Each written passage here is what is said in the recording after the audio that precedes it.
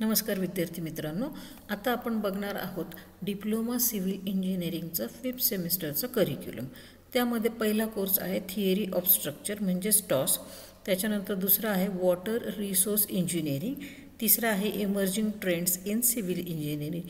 हे 3 theory subjects आहेत ज्याचे तुम्हाला टोटल 100 मार्क्सचे पेपर द्यायचे।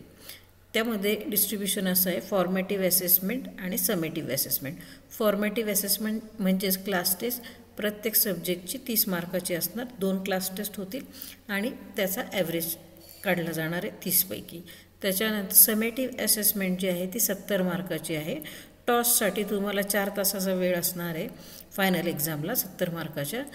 तसंच वॉटर रिसोर्स इंजिनिअरिंगसाठी तुम्हाला असणार आहे 3 तासाचा वेळ आणि इमर्जिंग ट्रेंडसाठी असणार आहे 1.5 तासाचा वेळ। हे असणार आहे ऑनलाईन MCQ टाईपमध्ये एक्झाम। त्याच्यानंतर टॉससाठी तुम्हाला सेल्फ लर्निंग असेसमेंट पण आहे, असे टोटल 125 मार्क टॉससाठी आहे। त्यानंतर वॉटर रिसोर्ससाठी 175 मार्क आहे, कारण प्रॅक्टिकलला 50 मार्क फॉर्मेटिव्ह असेसमेंटला आणि 25 मार्क समेटिव्ह असेसमेंटला आहे। इमर्जिंग ट्रेंडसाठी 100 मार्क आहे। त्यानंतर पुढे जे आहे ते एंटरप्रिनरशिप डेव्हलपमेंट अँड स्टार्टअप्स, याच्यासाठी तुम्हाला आहे प्रॅक्टिकलच्या फॉर्मेटिव्ह असेसमेंटचे 50 मार्क आणि समेटिव्ह असेसमेंटचे 25 मार्क, असे 75 मार्क। त्यानंतर 5th जे आहे ते सेमिनार अँड प्रोजेक्ट इनिशिएशन, याच्यामध्ये तुम्हाला प्रॅक्टिकलचे 25 मार्क आणि समेटिव्ह असेसमेंटचे प्रॅक्टिकलचे 25 मार्क, फॉर्मेटिव्ह असेसमेंटचे 25 मार्क आणि SLA जे आहे त्याचे 25 मार्क, असे 75 मार्क।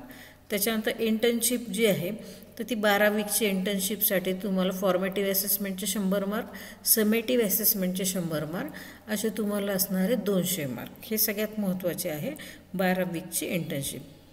त्यानंतर इलेक्टिव्ह कोर्सेस, या 3 पैकी एक तुमचं इन्स्टिट्यूट जे सिलेक्ट करणार तो एक कोर्स असणार आहे तुमचा। कुठलाही एक कोर्स घेतला तरी तो 150 मार्काचा असणार आहे।